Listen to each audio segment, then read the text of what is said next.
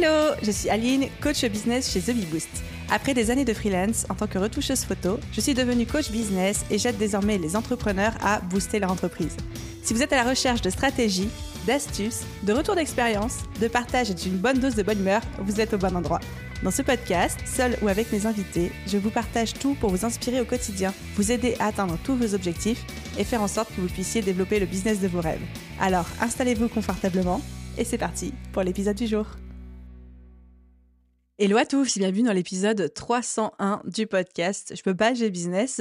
Aujourd'hui, on va parler de concurrence, mais pas sous l'angle ne pas avoir peur de la concurrence ou alors comment arrêter de se comparer à la concurrence, mais plutôt sous l'angle comment surfer, utiliser sa concurrence pour la former et grignoter des parts de business supplémentaires.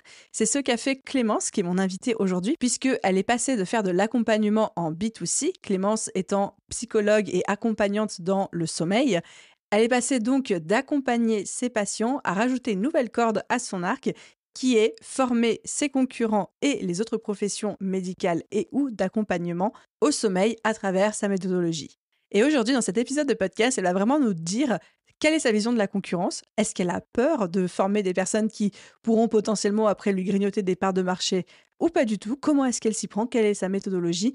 Et surtout, quel est son regard sur ce business model qui consiste à former ses concurrents et en quoi est-ce que ça a contribué à la croissance de son business? Sans plus de transition, je vous retrouve pour la conclusion et je vous laisse écouter mon échange avec Clémence. Hello Clémence, je suis tellement contente de t'avoir dans le podcast. Bienvenue, comment est-ce que tu vas? Écoute, je vais très bien. Moi aussi, je suis ravie d'être là et merci à toi pour ton invitation, pour ton podcast. Écoute, j'ai super hâte d'échanger sur ce sujet. Je pense qu'on va avoir plein de choses à dire. On se connaît depuis un petit moment, toi et moi. J'ai hâte qu'on explique tout aux auditeurs. Avant ça, est-ce que tu peux te présenter? Et là, le challenge, parce que j'aime bien varier les manières dont je présente mes invités, c'est si tu devais te présenter à quelqu'un en 3 bullet points, lesquels tu choisirais? Le premier, il faut que je le dise, je suis belge. Au moins comme ça met un peu le contexte pour mon accent. Et puis si jamais je lâche en 70 ou en 90, au moins vous me pardonnerez. Je me définis comme quelqu'un de multipassionné aussi. J'ai énormément d'idées à la minute. Ça fuse dans tous les sens. Et je pense qu'on y reviendra parce que je pense que ça a son importance. Et d'un point de vue très perso, je suis mariée à une personne formidable et je suis l'heureuse maîtresse d'un petit teckel nain Apollon qui s'appelle Thierry. Voilà. J'adore, c'est extraordinaire. Avant de commencer les présentations peut-être plus formelles aussi sur ton métier, ce que tu fais aujourd'hui, pourquoi tu es là sur le podcast, j'ai une autre tradition qui est celle du portrait chinois. Donc c'est 5 questions que je pose à mes invités et l'idée c'est que tu y répondes du tac au tac. Prête à te prêter au jeu? Allez, c'est parti. Quel serait un livre que tu as adoré récemment? Très bonne question. J'en lis tellement, mais je retiens jamais les titres. Je vais me la péter, mais j'ai relu Harry Potter, mais en anglais. Ça change tout. Une citation qui t'accompagne au quotidien? Je vais faire ma lèche pote, mais c'est la première qui me vient en tête. Vaut mieux fait que parfait. Ça va, t'as pas été biberonnée à The Bee Boost, toi, du tout, hein? Le dernier achat dont tu es la plus heureuse? Chaque voyage que je réserve. Chaque billet d'avion. Une application dont tu ne pourrais pas te passer? Instagram. Il y a un peu de dépit dans ma voix. La relation d'amour-haine, tu vois. Ouais, clairement. Et quel serait le plus beau compliment qu'on puisse te faire? Tu es inspirante. C'est vrai. Oh. Donc, Clémence, tu as été psychologue pendant 5 ans dans un laboratoire du sommeil. Tu es formée à la prise en charge de l'insomnie. C'est un peu ton parcours. Qu'est-ce qui s'est passé? Comment est-ce que tu en es venue à l'entrepreneuriat? En fait, c'est vrai que mon début de carrière a été assez linéaire, j'ai envie de dire. J'ai fait 5 ans d'université. J'ai trouvé mon premier job assez rapidement dans un hôpital. Donc, c'était un peu le boulot de mes rêves. Et puis, en fait, c'est là que déjà ma casquette de multipassionnée revient vite parce que j'étais curieuse, j'avais envie d'apprendre, j'avais envie de découvrir plein de choses, même dans le milieu hospitalier. Et donc, j'ai changé de service 1, 2, 3 fois parce que j'avais vraiment à cœur de découvrir plein de manières de fonctionner et plein de problématiques différentes. Et puis, j'ai atterri en fait au laboratoire du sommeil. Et là, j'étais très curieuse. Je savais pas trop ce que mes collègues faisaient sur leurs écrans à lire des ondes comme ça, trop bizarre. Et mon chef de service a bien compris qu'il devait nourrir ma curiosité s'il voulait me garder. Donc, j'ai eu la chance d'aller me former déjà à la thérapie cognitive et comportementale en Belgique. Et puis, une fois que j'ai eu fini ça, j'ai été me former à la prise en charge de l'insomnie à Paris, dans le cadre hospitalier. Et puis, voilà, il y a un contexte. Enfin, le monde hospitalier est quand même assez particulier, hein, faut pas se le cacher. Et puis, il y a eu un événement quand même assez marquant qui s'est passé en 2020, et puis qui a continué en 2021, milieu hospitalier. Enfin bref, le Covid est arrivé sur fond de contexte déjà un petit peu compliqué d'un point de vue qualité de travail, etc. Et donc, en gros, j'ai pas échappé à la case burn-out, hein. Je me suis un peu effondrée, enfin littéralement effondrée, on va pas minimiser. Je veux dire, première partie de 2022.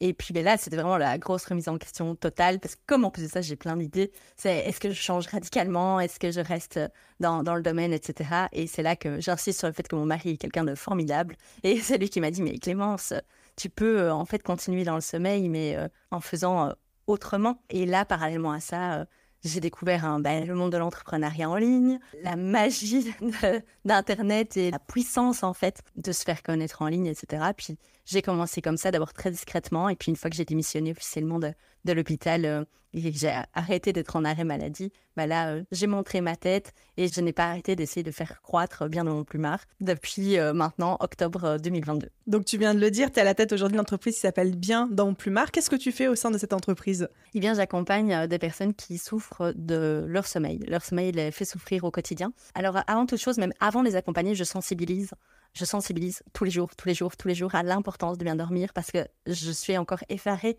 de voir à quel point il y a énormément de monde qui banalise, qui minimise l'importance du sommeil dans le quotidien, dans son business, dans sa vie de famille, dans sa santé. Et donc, ça passe d'abord par la sensibilisation. Et j'adore quand je rencontre des gens qui me disent « En fait, c'est grâce à toi que je me suis rendu compte que c'était pas normal de me réveiller toutes les nuits. » Je fais « Ah génial, je suis ravie d'avoir pu te donner cette information-là, parce qu'en fait, si tu es dans un environnement familial ou quoi qui a déjà des troubles du sommeil, forcément, tu peux pas te rendre compte que ça dysfonctionne si personne t'en informe, en fait. » Et puis donc, j'accompagne en individuel.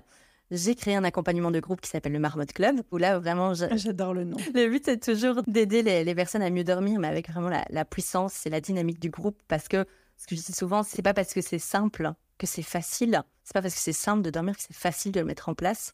Et puis, là, donc, tout récemment, j'ai décidé également de former les professionnels de santé et du bien-être à prendre en charge le sommeil dans leurs accompagnements. Ah mais trop bien, j'ai trop envie de te poser plein de questions sur comment on fait pour avoir un meilleur sommeil, etc. Si vous aussi ça vous intéresse, parce que c'est pas le sujet d'aujourd'hui, donc chers auditeurs, si vous voulez entendre Clémence, qu'elle revienne sur le podcast, nous parler de comment être plus productif dans son business et plus joyeux dans sa famille en ayant un meilleur sommeil, envoyez-lui plein de DM, envoyez-moi plein de DM et on vous organisera ce second épisode. Désolée Clémence, je te prends d'otage sur le podcast littéralement.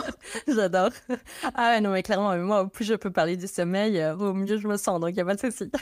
Mais alors du coup, pour aujourd'hui, on va se concentrer sur le deuxième axe que tu viens de nous donner, c'est que donc tu sensibilises et tu formes des particuliers, que ce soit en individuel ou en groupe, mais depuis peu de temps aussi, tu t'es mis à former ta concurrence. Et quand tu m'as dit ça, je me suis fait « What ? Attends, je veux tout savoir !» Comment est-ce que ça t'est venu cette idée de dire « Je vais former mes concurrents » ? En fait, je pense que ça a toujours été là, en quelque sorte, un peu comme une idée en toile de fond, mais puis c'est ici, ce début d'année, quand j'ai écrit un peu ma vision et que je me suis un peu posée sur, mais en fait, c'est quoi que je veux pour bien dans mon plumard? Déjà, je sais comment je fonctionne, je sais que j'ai 1000 idées, que je peux clairement créer 10 business différents, mais c'est pas le bon plan. J'ai déjà essayé, mais c'est pas une bonne idée. Et donc, je me fais un serment à moi-même, c'est de rester focus sur bien dans mon plumard, parce que c'est ça que je veux, c'est ça que je veux développer, et je peux mettre toute ma créativité au service de bien dans mon plumard. Donc, c'est une première chose. Et la deuxième chose, c'est quelque chose qui est très vite ressorti comme fondamental chez moi, c'est la volonté d'impacter le monde. Tu vas me dire, c'est pas pour rien que j'ai fait 5 ans de psycho. Quand on fait psycho, a priori, c'est pour aider les gens. Il y a plein de manières de le faire. Et en fait, je me suis dit, mais attends, moi, j'ai des connaissances incroyables, hyper précises et hyper spécifiques. Et j'ai un outil incroyable qui est Instagram, Internet. Et les deux mis ensemble, c'est nos limites, en fait. Tu peux faire des trucs à une dimension énorme, en fait. Tu peux impacter à un niveau énorme. Je le voyais déjà dans mes accompagnements individuels ou de groupe, parce que j'ai accompagné des personnes qui vivent au Québec, qui vivent en Californie, qui vivent au Mexique, au Maroc, alors que moi j'habite dans une petite ville en Belgique, tu vois. Je trouve ça génial. Mais alors là, de dire, mais ma manière d'impacter, je peux malheureusement pas tout faire toute seule. J'ai pas forcément, là, en tout cas dans un premier temps, le souhait de créer une équipe ou quoi.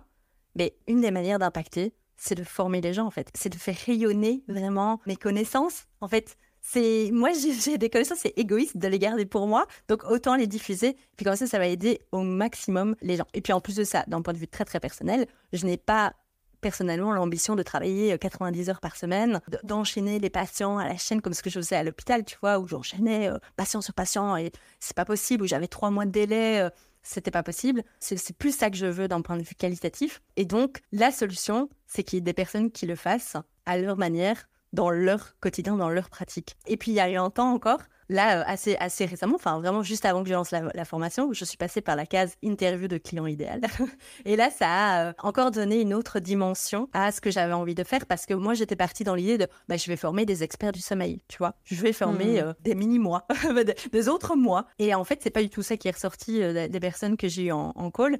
Les personnes spontanément dire ah non mais j'ai pas vocation, j'ai pas ambition de devenir expert du sommeil. Moi en fait je suis naturopathe, je suis coach sportive, je suis spécialisée dans le burn-out, j'accompagne les personnes qui souffrent de burn-out, mais je veux inclure le sommeil dans ma prise en charge. Et là je fais mais ouais mais ouais en fait. Et là ça m'a aidé aussi à savoir comment communiquer, comment bien communiquer et cibler les personnes avec qui en fait j'avais envie de travailler, parce que t'es pas forcément obligé de devenir expert sommeil, de faire que ça en fait, mais tu peux l'inclure dans ta pratique, quelle que soit ta spécialité au final. C'est fou, comme juste faire une étude de client idéal, ça permet de se rendre compte d'un besoin. Et parfois, comme toi, tu pars sur une certaine direction de te dire « je vais former ma concurrence directe », c'est-à-dire des gens au même métier que moi, tu le dis très bien, des mini-mois. Et en faisant ton étude de marché / étude de client idéal, tu te dis « non, en fait, je me rends compte que le besoin, c'est plutôt des personnes qui voudraient ajouter une corde à leur arc, mais pas forcément se reconvertir ou trouver un nouveau métier. » Donc, c'est trop cool. Ben oui, clairement. D'autant plus qu'en fait, les personnes que j'ai interviewées, c'était des personnes qui étaient dans ma communauté, tu vois. Je pourrais vraiment chercher à cibler des psys qui sortent de l'école, par exemple, qui ne sont pas spécialisés dans un domaine et les former au sommeil. Je pourrais, mais ça me demanderait d'aller les chercher là où elles se trouvent, alors qu'à l'heure actuelle, dans les personnes qui me suivent sur Instagram, il y a toute une série de coachs, de professionnels du bien-être et de la santé qui me recommandent et qui trouvent déjà ça super chouette ce que je fais, parce qu'elles m'envoient des messages et tout, elles m'invitent sur des podcasts ou elles me demandent de collaborer sur leur programme. En fait, c'est à ces personnes-là que je dois m'adresser. C'est le plus facile et le plus impactant pour moi et pour elles au final. Parce que ça répond à un besoin qui est là. Ah, mais c'est trop bien. Du coup, j'ai envie d'aller creuser sur la question qu'à mon avis, tout le monde se pose à ce stade-là. C'est, ça te fait pas peur de former tes concurrents, des personnes qui potentiellement pourraient devenir meilleures que toi, te voler des parts de marché? Enfin, t'as pas cette peur est-ce que tu l'as eu avant? Ah clairement, je suis humaine. Hein. C'est sûr que je l'ai. Des pensées automatiques, tu vois, des trucs qui te débarquent dans l'esprit en mode « Ouais, mais attends, et si dans 5 ans, ton business, il se casse la gueule parce qu'il y a eu... T'as formé trop de concurrents. » C'est ça, j'ai trop de concurrence. Mais en fait, j'ai constaté, parce que ça m'est arrivé récemment, j'ai constaté que ces pensées automatiques, en fait, elles viennent me grignoter si j'y prête pas attention, tu vois. Si j'essaye de les balayer, de les planquer sous le tapis, elles me rongent, en fait. Tandis que si je me pose et que je me dis « Ouais, mais attends. Quoi? Former quoi? C'est quoi ma peur? Ma peur qu'il n'y ait plus de part de marché? » Du coup, j'ai été voir sur Google, on est 321 millions de francophones dans le monde. 321 millions. Étant donné qu'il y a plus ou moins un quart de personnes qui ont véritablement des troubles du sommeil et une personne sur 2 qui se plaint de son sommeil, prenons seulement un quart qui a véritablement des troubles du sommeil, ça nous fait encore 80 millions de personnes francophones qui souffrent de troubles du sommeil. Donc, s'il y a une personne qui est bilingue français-italien, mais qu'elle aille faire des consultations en italien, parfait, très bien. Et puis même 80 millions. Étant donné que moi, selon mon style de vie, je n'ai la capacité personnelle que de prendre en charge environ 85 personnes par an, que ce soit en individuel ou en groupe, franchement, je ne saurais pas prendre en charge tout le monde. Je ne serais pas impactée à la hauteur de ce qui est important pour moi comme valeur si je travaille toute seule. C'est pas possible. Donc, en fait, quand tu vois ça comme ça, 80 millions de parts de marché et 85 personnes par an, plus ou moins, accompagnées, et ta peur, elle s'envole à la minute, quoi, tu vois. Donc, c'est pas du tout un problème. Et puis, justement, dans les interviews de clients idéal, il y a plein de personnes qui m'ont dit « Ah ben, moi, en fait, dans mes accompagnements, je parle du sommeil ou j'aimerais parler plus du sommeil. Mais en fait, dès que ça dépasse des conseils, entre guillemets, basiques, comme éviter les écrans, aller dormir, etc., je cale. Et donc, je te les renvoie. Merci beaucoup, c'est très gentil, mais ça ne règle pas le problème de base. Et en fait, c'est super égoïste Parce que fondamentalement, il y a plein de personnes qui ont des problèmes de sommeil et qui seront jamais aidées. Du coup, d'autant plus que moi, je me mets à la place des potentiels patients. J'ai un budget pour prendre soin de moi. Imaginons, j'ai 1 000 € pour prendre soin de moi. Mais moi, mon objectif personnel, c'est de perdre du poids. Tu vois ? Est-ce que je vais aller me diriger vers une diététicienne ou un coach sportif ou bien vers une spécialiste du sommeil ? Même si j'ai des problèmes de sommeil, tu vois, si moi, mon problème principal dans ma vie, en fait, c'est de perdre du poids, même si j'ai des problèmes de sommeil, je ne vais pas aller voir un spécialiste du sommeil, c'est logique. Et donc, quoi ? Du coup, tu vas aller voir un diététicien, enfin une diététicienne ou un coach sportif, et tu vas pas prendre en charge tes troubles du sommeil. Alors que, en fait, c'est les deux faces d'une même pièce. Enfin, c'est lié.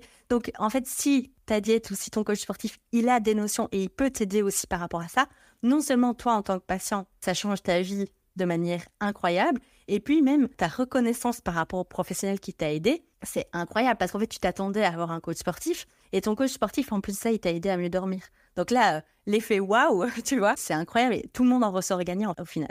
J'adore déjà cette pensée où on voit que tu penses au bien-être du patient, du client avant de penser égoïstement à tes parts de marché. Et surtout le fait de rationaliser le côté en disant « Ok, c'est bon, il y a 80 millions de cibles. » Et encore, c'est en étant dans le scénario le plus négatif possible. Moi, j'ai besoin de 85 personnes par an. Ça va, je peux partager un petit peu. Je trouve que de ramener du rationnel, et je pense que tous les auditeurs, quel que soit votre secteur d'activité, vous pouvez avoir le même raisonnement, de vous dire c'est quoi ma part de marché ? Combien est-ce qu'on est ? Est-ce que vraiment le truc est saturé ou est-ce que c'est juste moi qui monte le bourrichon parce que je vois des copains et des copines faire la même chose que moi sur Instagram, quoi. Bah, clairement. Bon, après, et je répète, je suis humaine. Quand je vois un nouveau compte qui pop sur Instagram de quelqu'un qui se définit comme expert du sommeil, le premier réflexe, c'est « Oh putain !» Pardon. Mais en fait, je me rends compte que ça m'énerve encore plus quand je vois que ce qu'il ou elle propose, c'est du bullshit, tu vois. C'est pas quali, quoi. Ouais, c'est ça. Et ça m'énerve de dire non, tu peux pas faire ça. Et après, est-ce que les personnes que je forme vont être meilleures que moi ? Oui, je pense. Elles vont être meilleures que moi parce qu'elles vont avoir les connaissances par rapport au sommeil dans leur spécialité à elles. Moi, je trouve ça génial qu'une naturopathe soit formée au sommeil. Je trouve ça génial qu'une psy spécialisée dans l'anxiété soit formée au sommeil. Et clairement, enfin... Oui, elles vont être meilleures que moi par rapport à leur spécialité. Moi, je suis puriste, tu vois. Moi, je suis puriste sommeil. Donc, en final, quand les personnes vont aller voir un professionnel spécialisé, elles auront une prise en charge encore plus qualitative. Et ça, c'est génial au final. C'est ta mission et c'est ce pourquoi tu te bats. Exactement. Du coup, techniquement parlant, tu dis que tu formes tes concurrents, mais comment est-ce que tu t'y prends ? Donc, est-ce que c'est que du digital ou du présentiel ? Est-ce que tu as une méthodologie spécifique ? Comment ça se passe ? C'est vrai que c'est pas facile de créer une formation. Enfin, moi, c'était la première formation que j'ai créée. Techniquement, là, pour cette première version, donc c'était une bêta test. Donc, c'est-à-dire que je l'ai vendue en soum-soum, quoi. Tu vois, je l'ai vraiment vendue en off auprès des personnes qui avaient marqué de l'intérêt. Et je leur ai demandé des feedbacks. Enfin, je leur demande des feedbacks non-stop, tout le temps. Des questions de satisfaction, des commentaires pour savoir comment l'améliorer, etc. Et en gros... Mais c'est comme dans mes accompagnements aussi. Moi, je pars d'une base de comment moi, je voudrais qu'on m'aborde les choses, en fait. Tu vois ? Et ça, je pense que ça fait aussi partie de ma personnalité. Les gens qui vont venir se former chez moi, c'est ça aussi qu'ils vont venir chercher. Moi, je suis quelqu'un je vais droit au but. Tu trouveras pas des vidéos d'1h30 chez moi. Ça n'existe pas. C'est des vidéos de grand maximum parce que j'aime être right to the point, tu vois. Je fonctionne comme ça, je suis comme concise. Ça. Voilà, concise et droit au but et pratique. Et tu vois, moi, j'ai été me former à Paris Descartes par rapport à ça. C'était une formation universitaire. Moi, personnellement, ce qui m'a manqué à fond, c'est le côté supervision, cas pratique, feedback, etc. sur ma pratique, sur des cas cliniques. Ok, j'ai introduit ça dans ma formation, tu vois. Donc, c'est 100% digital. C'est-à-dire que, en fait, il y a des vidéos théoriques et des cas pratiques. Et puis, j'ai rajouté des sessions de questions-réponses en live, une fois par mois pendant 3 premiers mois de la formation. Et puis, des supervisions de groupe, là, en mode cerveau collectif, échange de cas pratiques. Et ça, du coup, je reviens à la pertinence d'avoir plein de professionnels de formations différentes. Du coup, c'est super riche. Donc, une supervision par mois pendant 1 an. Voilà. Comme ça, j'essaye de combiner les meilleurs aspects d'une formation en ligne et des feedbacks et de l'aspect dynamique et pédagogique. Et donc la promesse, c'est qu'à chaque fois, les professionnels qui sortent de ton accompagnement ont une expertise supplémentaire, une corde à leur arc supplémentaire pour accompagner eux-mêmes dans leur propre discipline leurs clients. Oui, c'est ça. En fait, quand je t'ai dit que j'avais un petit peu pivoté suite à mes interviews de clients idéal, c'était par rapport à ma manière de communiquer. Mais au final, quand les personnes m'ont dit, ben moi, j'ai pas la prétention à être expert du sommeil, je me suis dit, OK, ça, c'est ce qui est important pour toi. Mais moi, d'un point de vue de la délivrance de la théorie et de mes savoirs, c'est pas parce que tu as envie d'inclure ça comme outil pratique dans ta pratique que je dois pas te donner 100% de mes connaissances, en fait. Donc, je me suis dit, mais, en fait, que la personne veuille devenir spécialiste sommeil ou pas, les connaissances qu'elle doit avoir, c'est la même chose. Je ne vois pas comment j'aurais pu délivrer 30% des connaissances. Enfin, ça marche pas comme ça. Et donc, j'ai fait vraiment la formation de A à Z, de la plus complète possible, pour que la personne soit devienne spécialiste sommeil, soit l'inclue en complément, effectivement, une corde supplémentaire à son arc. Et du coup, question qui, je sais, est très chère aux oreilles de nos auditeurs, parce que je connais, vous êtes toujours en train de poser des questions sur ces aspects-là. Sur le plan légal, propriété intellectuelle, etc., est-ce que tu as mis en place certaines choses? Comment est-ce que tu protèges tes connaissances? Ou est-ce qu'au contraire, tu pars du principe que tu partages, les gens en font ce qu'ils veulent? Est-ce que ça t'est déjà arrivé de voir des gens qui reprennent tes méthodologies pour les enseigner à leur tour et former à leur tour d'autres professionnels? Et là, tu te dis, putain, c'est abusé.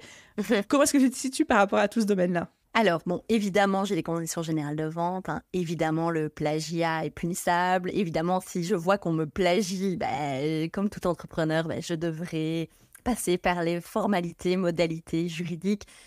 Mais ça, c'est la théorie.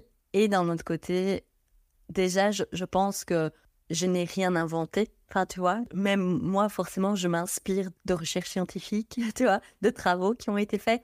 Et, à partir du moment où tu cites tes sources, où tu regroupes un ensemble de connaissances, en fait, tu vas juste chercher l'excellence dans ce que tu délivres.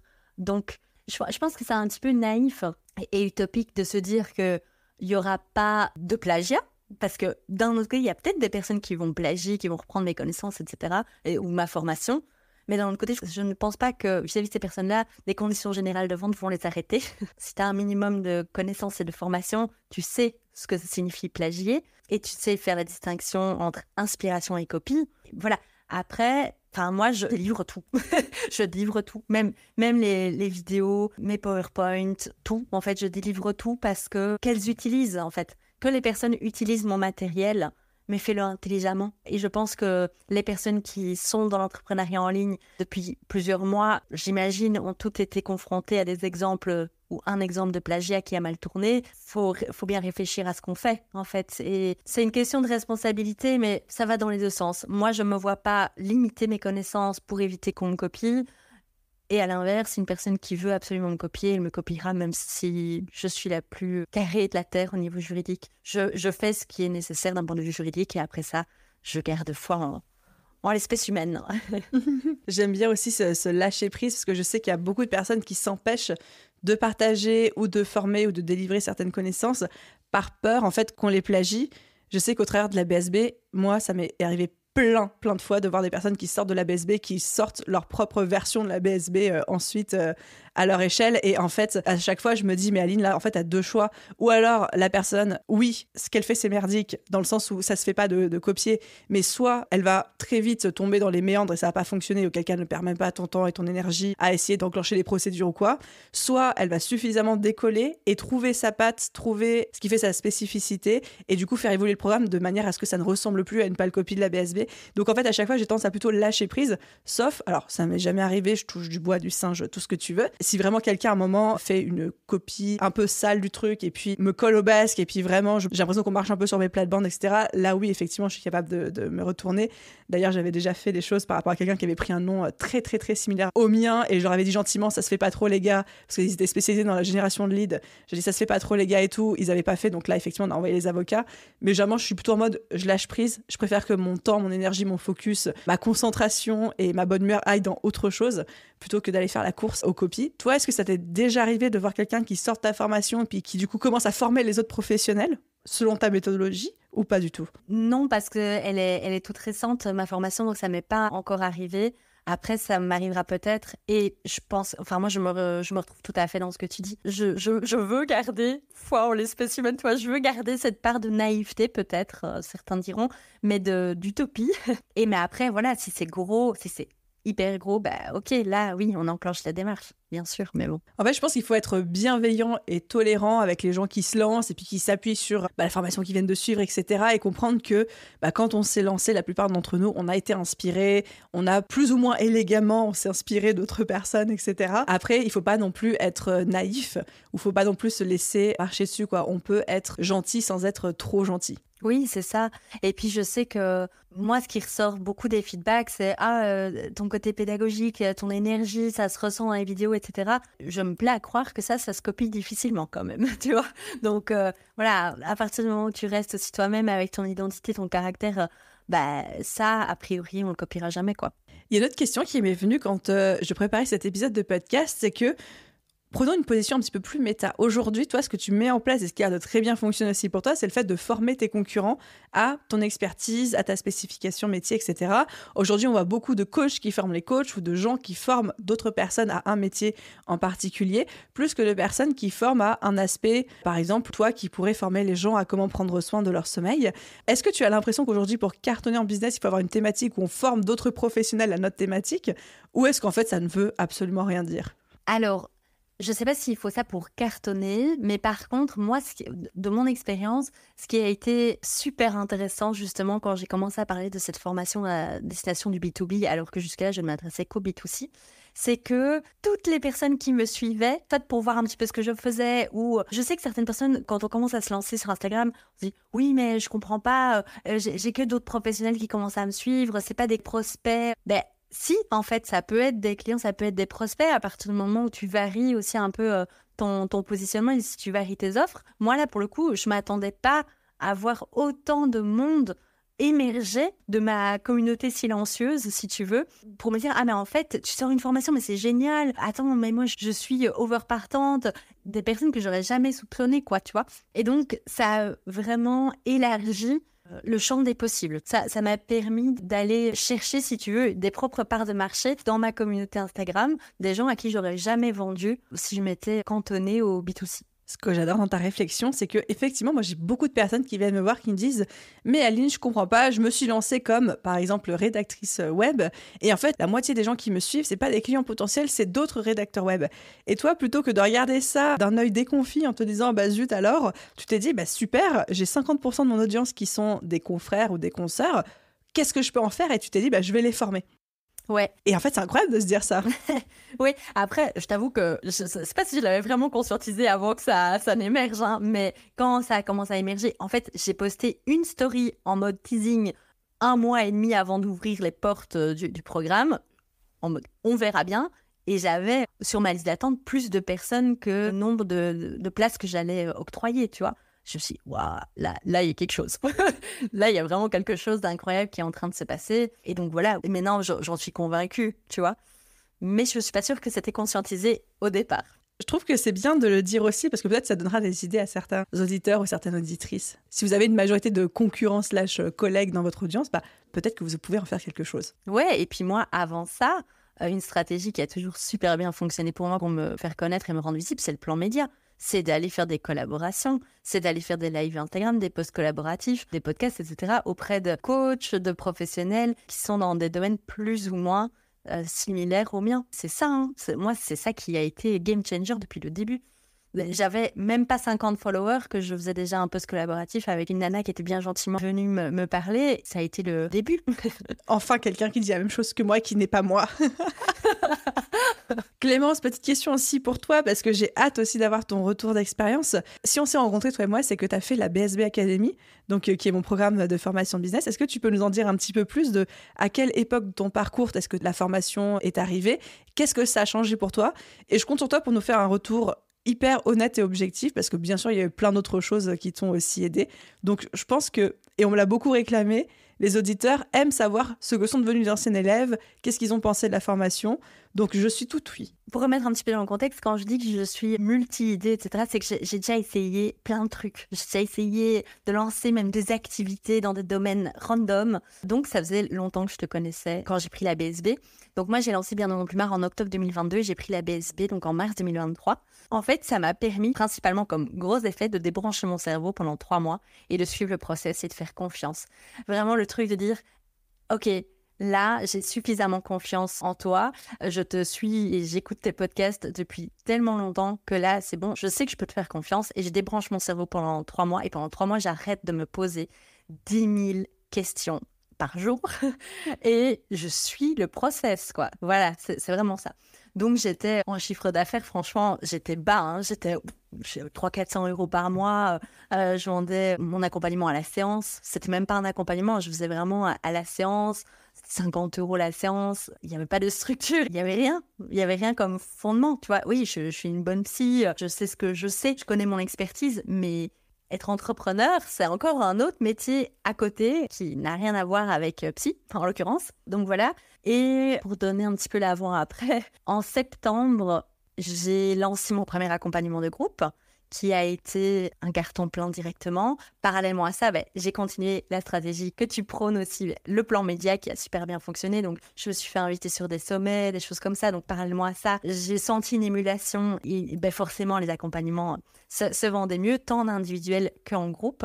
Et là, août, septembre, octobre, ouais, à partir de août, ça a commencé à décoller tout petit doucement. Et puis, l'année 2024 a été carton plein en termes d'objectifs. Et donc, voilà, à peine un an, et encore même pas 9 mois, où je peux dire là, ok, là, je vis pleinement de mon activité, quoi. Histoire d'avoir un peu de recul, quoi, parce que ça commençait déjà à être bien à partir d'août, septembre, octobre, novembre, ouais. Décembre, j'ai ralenti. Et puis, oui, en 2024, ça a continué sur cette lancée-là. Donc, ouais, débrancher mon cerveau, arrêter de me poser 150 000 questions, faire confiance au process et puis, de récolter ce qu'on a semé, en fait. Voilà. Et de récolter le travail que tu avais mis en place aussi, parce que c'est avant tout ça. Hein. Oui, c'est sûr. Ah c'est sûr que c'est du travail. Je sais pas si tu te souviens, je t'ai envoyé un message pendant la BSB. Je te disais, mais Aline, tu dis souvent que toi, tu bossais 80 heures par semaine et tout. Mais moi, je veux bosser beaucoup. J'ai faim, quoi. Je suis prête à tout et tout. Je dis, mais je vois pas ce que je peux faire de plus. Et tu m'as répondu, mais non, mais moi, je bossais 80 heures par semaine parce que j'avais pas la BSB. Justement, il y avait rien qui existait. T'avais envie de plus. Ouais, j'avais envie. T'as envie que ça aille plus vite. Et je pense que t'es une des rares à m'avoir dit, Aline, la BSB va pas assez vite à mon goût. Alors généralement, on me fait plutôt le feedback inverse. Et je me suis dit, mais c'est une malade mentale, celle-là. Ouais, non, mais vraiment, j'étais au taquet parce que c'était la première fois que je sentais qu'il y avait vraiment un réel potentiel, tu vois. Et que j'avais tout, en fait. Il y avait tout là. Il fallait juste que j'agence les pièces du puzzle et que ça se passe bien et que j'ai confiance aussi dans le timing, parce que je sais que on se dit toujours 3 mois c'est long et tout, mais en fait non, 3 mois c'est super court, hein. Ça passe vite, hein. 6 mois pour avoir des résultats, ça va super vite au final. C'est plus facile de le dire après 1 an et demi, mais c'est vrai au final. J'ai envie, alors merci pour ton retour d'expérience, ton feedback. J'ai pas souvent l'occasion d'avoir sur le podcast des alumni de la BSB, donc quand ils sont là, je les cuisine toujours un petit peu. Et du coup, j'ai quand même une idée qui me trotte en tête pour clôturer cet épisode ensemble. Au début, je t'ai dit oui, ce sera l'objet d'un nouvel épisode de podcast, si bien sûr tu souhaites reprendre ton micro par ici.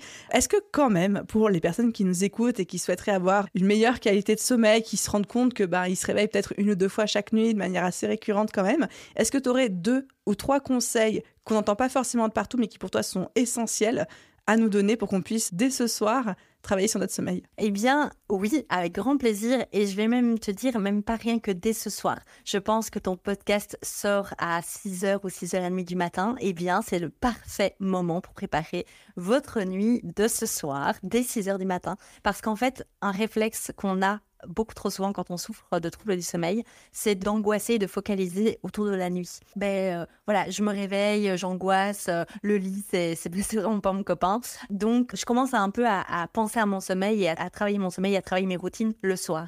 Sauf que non, en fait, la nuit, c'est le résultat d'une équation, pas du tout mathématique, mais de tout un tas de choses qui se passent dès le matin, dès le réveil. Donc, le fait de se lever, déjà, de se lever si possible à heure fixe quand on a des problèmes de sommeil, de manger, tout simplement, d'activer le système digestif qui est une horloge interne, le fait de s'exposer à la lumière naturelle, de s'activer, de faire du sport, de l'activité physique, de gérer son stress, etc. Tout ça, ce sont des choses qui viennent préparer le sommeil. Ceux qui débarquent à 3h du matin, si tu commences à penser à un conflit que tu as avec un client à 3h du matin, c'était déjà là à 18h. Donc, accueille ce qui est à 18h pour éviter que ça pop comme un réveil nocturne à 3h du matin. Donc ça, c'est déjà une première chose. En fait, une phrase que je répète souvent, c'est « Une bonne nuit de sommeil se prépare dès le matin ». Donc, dès le matin de la journée précédente, évidemment, parce qu'on a généralement tendance à vouloir récupérer une mauvaise nuit de sommeil. Par exemple, en faisant la grasse matinée, eh bien, c'est une mauvaise idée parce qu'on est déjà en train de flinguer la nuit suivante. Et ça, c'est déjà une première chose. Et puis, évidemment, quand on est à son compte, quand on est entrepreneur et qu'on a 10 000 idées à la minute. La grosse difficulté, c'est de juste débrancher le cerveau. C'est pas facile. Ça se fait pas comme ça. Le sommeil, ce n'est pas un bouton on-off. Le sommeil, c'est une balance. Il faut effectuer l'effet de levier entre l'éveil et le sommeil. Donc, pour s'endormir, il faut soulager, il faut relâcher tout l'hyper-éveil que l'on peut ressentir en journée et pour pouvoir faire basculer le sommeil. Donc, voilà, ça peut passer par des routines, mettre des lumières tamisées, écouter de la musique douce, faire des activités plus douces le soir. Mais ça veut dire aussi peut-être éviter d'activer son cerveau juste avant d'aller dormir en relisant ses mails, par exemple. Avis à tous ceux qui lisent leurs mails avant d'aller dormir. Trop bien. Et je crois même que tu nous as préparé une petite surprise, en tout cas une surprise pour les auditeurs et auditrices du podcast. C'est un guide gratuit avec les 10 signaux d'alerte d'un mauvais sommeil. Donc, c'est comment détecter si notre sommeil est bon ou pas. C'est bien ça? Exactement. Oui, chez nous et chez nos patients, chez nos clients aussi. Donc, voilà, pour les professionnels de la santé, du bien-être qui veulent s'initier en tout cas et puis pouvoir détecter les signaux auprès de leurs patients, de leurs clients. Et en plus de ça, il y a dans ce guide aussi un outil pour détecter les troubles du sommeil en 5 minutes. Donc, voilà. Est-ce que quelqu'un qui n'est pas du tout dans l'accompagnement mais qui veut juste lire les conseils pour lui-même peut aussi télécharger le guide? Bien sûr, oui, c'est clair. De toute façon, comme je l'ai dit en tout début d'épisode, un de mes jobs aussi, c'est de sensibiliser et d'informer aux troubles du sommeil. Donc, si on se reconnaît dans les signaux d'alerte, je pense que ça vaut la peine d'aller consulter un spécialiste. Ah, mais j'adore. Mais merci beaucoup Clémence, y compris pour les conseils de fin qui n'étaient pas prévus. Mais j'ai adoré, j'ai envie de me les appliquer à moi-même. Donc ce concept de nuit de sommeil qui est en fait l'équation de la journée écoulée me parle beaucoup. Donc merci pour ce partage. Avec grand plaisir. Et Clémence, dernière petite chose pour toutes les personnes qui souhaitent te contacter, te retrouver, te faire un feedback sur cet épisode, où est-ce qu'ils peuvent te retrouver? Eh bien, la voie la plus rapide, en tout cas pour communiquer avec moi, c'est évidemment ma page Instagram Bien dans mon plumard. J'y suis tout le temps. Mon site internet, évidemment, www.biendansmonplumard.be parce que je suis en Belgique. Et donc, pour toutes les personnes qui pourraient être intéressées également par la Marmotte Academy, donc ma formation à destination des professionnels, il y a plein de cadeaux qui vont arriver pour Noël. Donc, voilà, c'est vraiment les 2 canaux principaux, c'est mon site internet et ma page Instagram. Et puis merci pour ta présence sur le podcast, ta générosité, ta bonne humeur. Je suis très impressionnée et admirative de ton parcours. Bravo pour tout ce que tu fais. Je profite de t'avoir de manière synchrone pour te le dire. Ah, quel compliment, franchement, venant de toi. Merci à toi. Merci. Et je te dis à très vite. Oui, merci. Ciao, ciao. Et voilà les amis, j'espère que cet épisode vous a plu. De mon côté, j'ai adoré l'intervention de Clémence. Non seulement les petits conseils donnés en soum-soum à la fin de l'épisode, mais surtout cette vision de la concurrence et le fait de se dire ma concurrence existe, elle est là, elle est littéralement dans mes abonnés sur Instagram en l'occurrence, mais ça aurait pu être LinkedIn, TikTok, X, Facebook ou tout autre réseau social, et plutôt que de regarder ça d'un mauvais œil en mode mais pourquoi ils me suivent, qu'est-ce qu'ils font là, se dire comment est-ce que je peux surfer sur cette tendance-là et qu'est-ce que je peux faire avec ça. Et j'ai trouvé ça extrêmement smart, donc avis à tous ceux d'entre vous qui pourraient à leur tour former leur concurrence ou aider une partie de leur concurrence directe ou indirecte à ajouter une nouvelle corde à leur arc avec leur expertise. J'espère que cet épisode vous a plu. N'oubliez pas de laisser une note, un commentaire sur le podcast si c'est le cas. Ça aide énormément le podcast à se faire connaître et moi de mon côté à pouvoir le proposer à de nouveaux invités toujours plus qualitatifs. Merci à tous ceux qui prennent le temps et la peine de le faire et à vous tous. Je vous souhaite une merveilleuse journée, soirée, après-midi, nuit où que vous soyez et je vous dis à très vite pour un prochain épisode. Bye tout le monde!